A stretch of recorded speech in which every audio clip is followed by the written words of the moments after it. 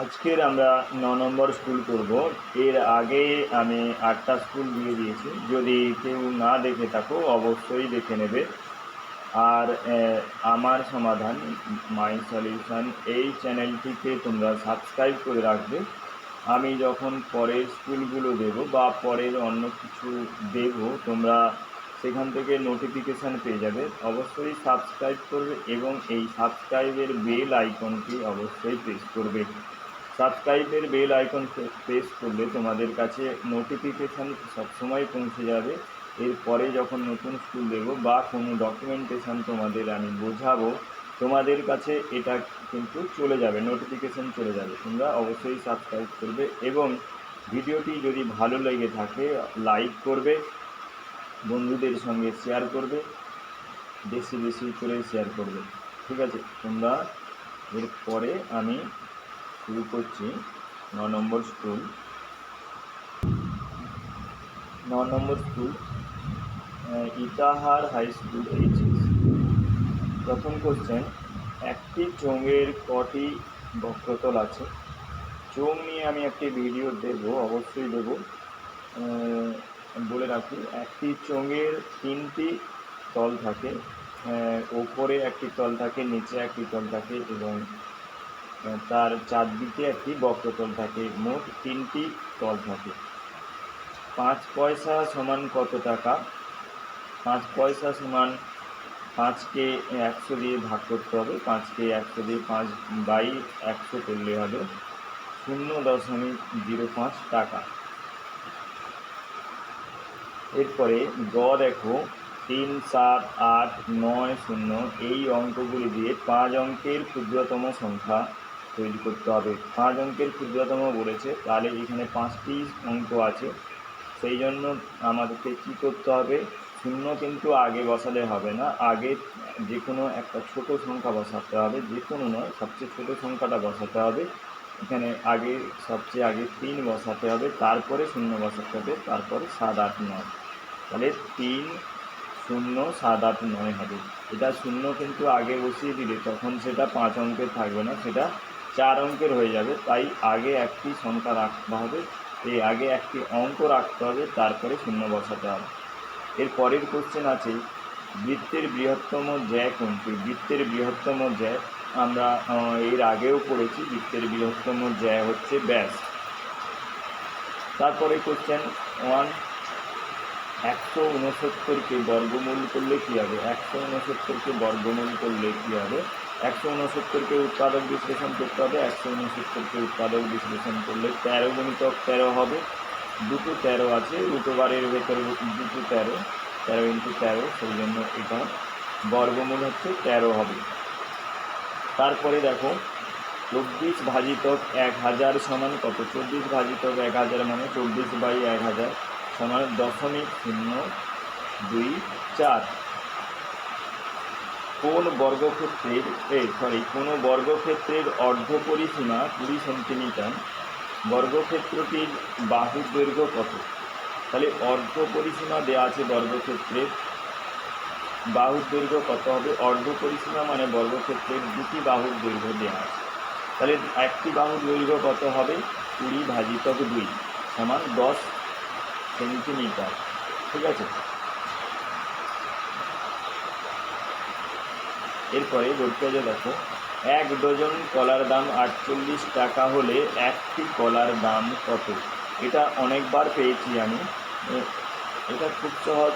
তাহলে 1 ডজন সমান শুধু মনে রাখতে হবে, 1 ডজন সমান হচ্ছে 12টি। সেই জন্য 48কে 12 দিয়ে আমি ভাগ করি যদি, তাহলে 4 টাকা। ঠিক আছে, 4 টাকা। সমবাহু, তারপরে ঝড় কোশ্চেন দেখো, সমবাহু ত্রিভুজের একটি কোণের মান, এটাও আগে পেয়েছি। একটি সমবাহু ত্রিভুজের প্রতিটি কোণের মান হবে 60 ডিগ্রি, বা যদি এখানে প্রতিটি কোণের মান দিয়েছে, যদি তোমাদের বলে একটি কোণের মান, সমবাহু ত্রিভুজের এখানে একটি কোণের মান দিয়েছে 60 ডিগ্রি। যদি তোমাদের বলে যে প্রতিটি কোণের মান কত, প্রতিটি কোণের মানও 60 ডিগ্রি হবে সমবাহু ত্রিভুজের। তারপরে একটা সিম্পল যোগ দিয়েছে, 1/5 আর যুক্ত 2/5। তাহলে 1/5 যুক্ত 2/5, এখানে একটু ভুল আছে। এটা 2-এর জায়গায় এটা হচ্ছে 1 হবে, তাহলে 1 যুক্ত 2 হবে এখানে, তাহলে 4-এর 5 হবে। ঠিক আছে, বড় থেকে 2-এর দাগে দেখো ক, বড় থেকে ছোট সাজাও। 1-এর 2, 1-এর 3 আর 4-এর 5। তাহলে বড় থেকে ছোট সাজাতে হলে আমাকে 2, 3 আর 5-এর লসাগু করতে হবে। 2, 3, 5-এর লসাগু হবে 15।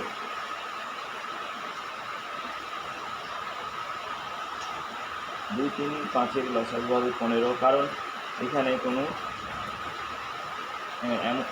সাধারণ উৎপাদক নেই। 2, 3, 5-এর মধ্যে কোনো সাধারণ উৎপাদক নেই, তার সেই জন্য এই কারণে এই 3 থেকে গুণ করতে হবে। 2, 3, 6, 6, 5-এ 30 হবে। উৎপাদক 30 হবে, এই লসাগু 30 হবে, সেই জন্য আমাকে নিচে 30 করতে হবে। তাহলে 1-এর 2 ওপরে 15 গুণ হয়েছে, নিচে 15 গুণ হয়েছে, তাহলে এটা হচ্ছে 15/30। আবার 1-এর 3-কে 30 করতে হলে কী করতে হবে, নিচে 10 দিয়ে গুণ করতে হবে আর উপরে 10 দিয়ে গুণ করতে হবে। তাহলে কত হবে, 10-এর 30। 4-এর 5-কে করতে হলে দেখো নিচে 6 দিয়ে গুণ করতে হবে, তাহলে আমাকে নিচে কত দিয়ে গুণ করতে হবে আগে বের করতে হবে। তাহলে নিচের লসাগু যত বেরোবে সেটা নিচে করতে হবে। এবার নিচে যেটা দিয়ে গুণ করবো উপরেও সেটা দিয়ে গুণ করবো। তাহলে উপরে দেখো এটা হয়েছে 24-এর 30, তাহলে 24-এর 30 হচ্ছে সবচেয়ে বড় হচ্ছে, তার মানে 4-এর 5 সবচেয়ে বড়। তারপরে কি আছে 15-এর 30, 15-এর 30 মানে দেখো 1-এর 2 তারপরে বড়, তারপরে হচ্ছে 1-এর 3 সবচেয়ে, তাহলে 4-এর 5, তারপরে 1-এর 2, তারপরে 1-এর 3। তারপরে একটি বিয়োগ আছে, বিয়োগ দেখো 5 আছে, 5 বিযুক্ত 2.555। তাহলে 5-কে 5.3টে শূন্য হবে, কারণ এরও দশমিকের পরে 3টে অঙ্ক আছে, সেই জন্য 5-এর দশমিকের পরে 3টে শূন্য করে তারপরে এটাকে বিয়োগ করতে হবে।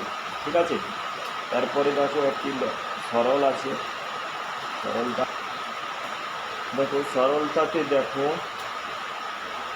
এখানে প্রথম বন্ধনীর কাজ আগে হবে। প্রথম বন্ধনীর কাজ করতে গিয়ে আমি 2 গুণিতক, এখানে দেখো 2 কমন আছে, 2 মায়ের 2 বিযুক্ত 1 বিযুক্ত 1, মানে দুটো বিযুক্ত 1 আছে, তার প্রথমটা, তাহলে 2 থেকে 1 বাদ দিলে 1 হবে, 2 থেকে 1 বাদ দিলে 1 হবে, আবার এই 1 থেকে 1 বাদ দিলে 0 হবে, তাহলে 2-এর সঙ্গে 0 গুণ হবে, 2-এর সঙ্গে 0 গুণ হলে 0 হবে, তাহলে পড়ে থাকছে শুধু 5। 8 থেকে 5 গেলে 3 হবে, 16 গুণিতক 3 মানে 48। একটি মালগাড়ি 6 ঘন্টায় 210 কিলোমিটার পথ যেতে পারে, 5 ঘন্টায় কত দূর যেতে পারবে?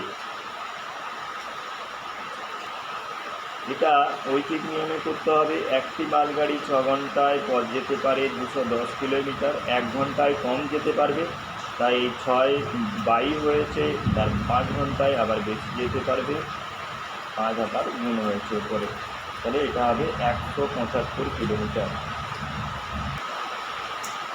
এরপরে দেখো চতুস্তলকের তলগুলি কীরকম হয়। চতুস্তলক পিরামিডের একটি ভাগ। চতুস্তলক পিরামিডের একটি ভাগ, তার ভূমিটা ত্রিভুজাকার হয় এবং পিরামিডের অর্থ হচ্ছে তার পার্শ্বতলগুলো সবগুলি কিন্তু ত্রিভুজাকার হবে। তাহলে চতুস্তলকের তলগুলি নিচে ভূমিটা ত্রিভুজ, তাহলে ওপরেও ত্রিভুজাকার, সেই জন্য চতুস্তলকের প্রতিটি তল ত্রিভুজাকার হবে এবং সমতল হবে। তারপরে দেখো একটা বিয়োগ দিয়েছে, বিয়োগটা পূর্ণ সংখ্যার বিয়োগ দিয়েছে, সেটি পূর্ণ সংখ্যাকে অপ্রকৃত ভগ্নাংশ তৈরি করতে হবে, অপ্রকৃত ভগ্নাংশ তৈরি করে তারপরে এটাকে বিয়োগ করতে হবে। এবার একটা ভগ্নাংশের ভাষার অঙ্ক দিয়েছে। বাজার থেকে সকালে বাবা 3/4 কিগ্রা চিনি এনেছেন, বাড়িতে 1/5 কিগ্রা চিনি ছিল, তাহলে কী হবে? 3/4 কিগ্রা চিনি এনেছেন আর বাড়িতে 1/5, তাহলে এই দুটোকে যোগ করতে হবে। সারাদিন মা 9/10 কিগ্রা চিনি খরচ করেছেন, তাহলে যেটা খরচ হয়েছে সেটা বিয়োগ হবে। এই দুটো, এটা বাবা নিয়ে এসছেন, এটা আগে থেকে ছিল, তাই এই দুটোকে যোগ করতে হবে। আর এটাকে যেটা খরচ হয়েছে 9/10 এই 9/10 কিগ্রা, সেটা বিয়োগ হবে। দেখো বাজার থেকে চিনি আনার পর চিনির পরিমাণ কত হয়েছে, 3/4 নিয়ে এসছে বাজার থেকে, আগে বাড়িতে ছিল 1/5 কিগ্রা, তো দুটোকে যোগ করলে 19/20 কিগ্রা চিনি হয়েছে। এবং খরচ হয়েছে, মা সারাদিন ধরে খরচ করেছেন কত, 9/10 কিগ্রা। তাই এটাকে দেখো, যেটা বাড়িতে মোট চিনি হয়েছে 19/20, আর যেটা খরচ হয়েছে সেটা 19/10, তাহলে বিয়োগ করতে হবে 1/20 কিগ্রা। দেখো এরপরে বলেছে ছবি অঙ্কন করো, চিহ্নিত করো স্থূলকোণ আর সমদ্বিবাহু ত্রিভুজ। দেখো স্থূলকোণ মানে 90 ডিগ্রির চেয়ে বেশি যে কোনো একটা কোণ আমাকে আঁকতে হবে। এখানে আমি কত করেছি, এটা কিন্তু চাঁদার সাহায্যে করতে হবে স্থূলকোণটা। তাহলে একটি চাঁদা নেবে, চাঁদা নিয়ে 90 ডিগ্রির চেয়ে বেশি, 90 ডিগ্রির চেয়ে বেশি 100, 110, 120, 130 যে কোনো একটা কোণ আঁকবে তোমরা, এটা স্থূলকোণ হবে। আর সমদ্বিবাহু ত্রিভুজ আমি আগের ভিডিওগুলোতে অনেকগুলোতে সমদ্বিবাহু ত্রিভুজ আমি আঁকা শিখিয়েছি। দেখো যে কোনো একটা মাপ নিতে হবে, ঠিক আছে। এবার এর চেয়ে বেশি, এই যে ভূমির চেয়ে বেশি বা কম করে নিয়ে এখানে চাপ কাটতে হবে, এখানে বসিয়ে এখানে চাপ কাটবে, আবার এখানে বসিয়ে এখানে উপরে চাপ কাটবে। দুটো ক্রস পয়েন্ট থেকে আমরা যোগ করে দিলে এটা সমদ্বিবাহু ত্রিভুজ পেয়ে যাব। এরপর এটা ক্ষয়ের দাগের ডেভিড 480 মিনিটে 240 পৃষ্ঠা পড়তে পারে, কত ঘন্টায় সে 540 পৃষ্ঠা পড়তে পারবে?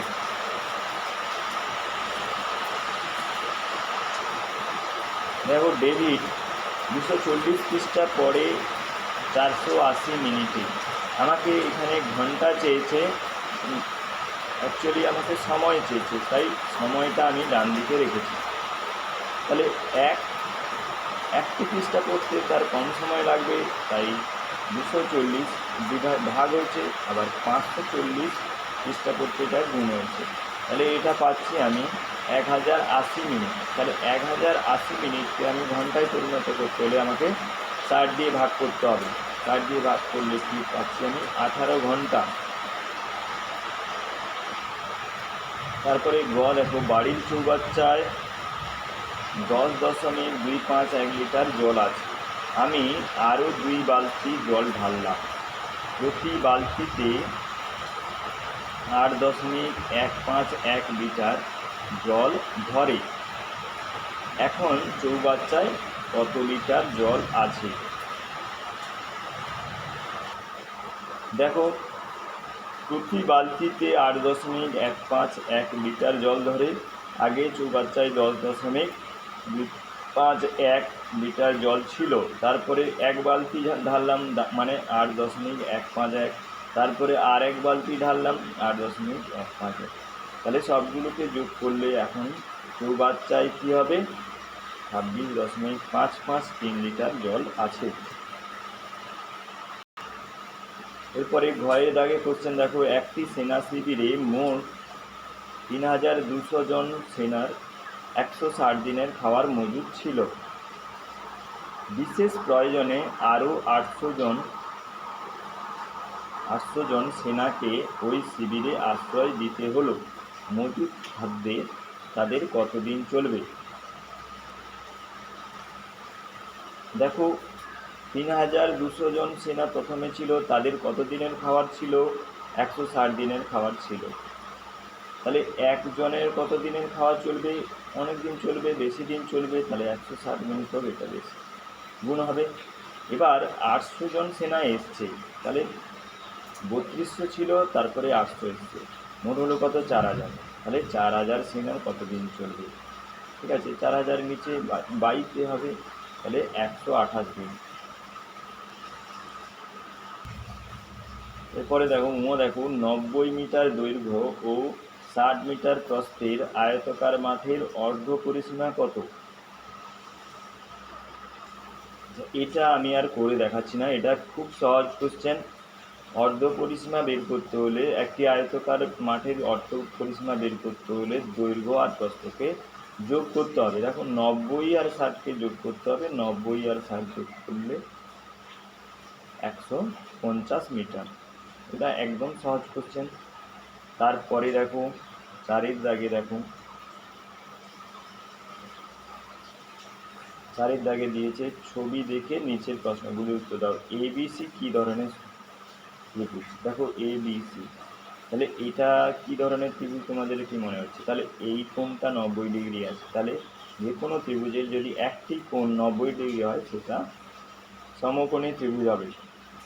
আচ্ছা, এবিসি এর মান কত? মানে ত্রিভুজ এবিসি এর মান কত? এখানে ত্রিভুজ চিহ্ন হয়েছে, তাহলে এটা ত্রিভুজ চিহ্ন হবে না, এটা কোণ চিহ্ন হবে। তাহলে এই কোণটার মান কত বলেছে? এই কোণটার মান হচ্ছে 90 ডিগ্রি। অতিভুজকে চিহ্নিত করো। অতিভুজ হচ্ছে যেটা সমকোণের বিপরীত বাহুকে অতিভুজ বলে। এইটা হচ্ছে সমকোণ, তার বিপরীত বাহু হচ্ছে এটা অতিভুজ।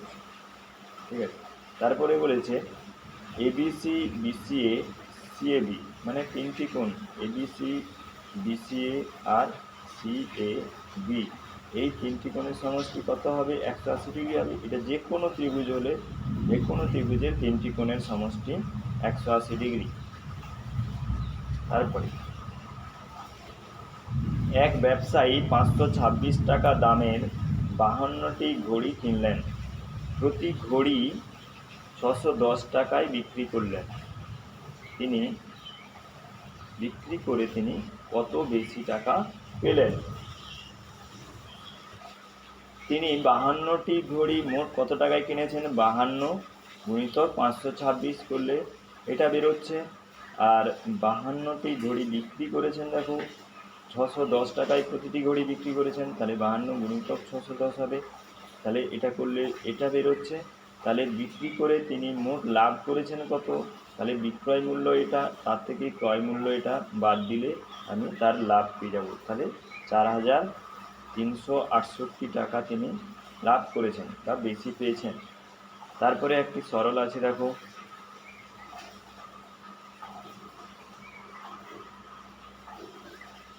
এই সরলটাই প্রথম বন্ধনীর কাজ আগে আমাকে করতে হবে। প্রথম বন্ধনীর কাজ দেখো, এই দুটোকে যোগ করতে হবে। 6 4 10, 10 থেকে 7 বাদ দিলে কত হবে? 3 হবে।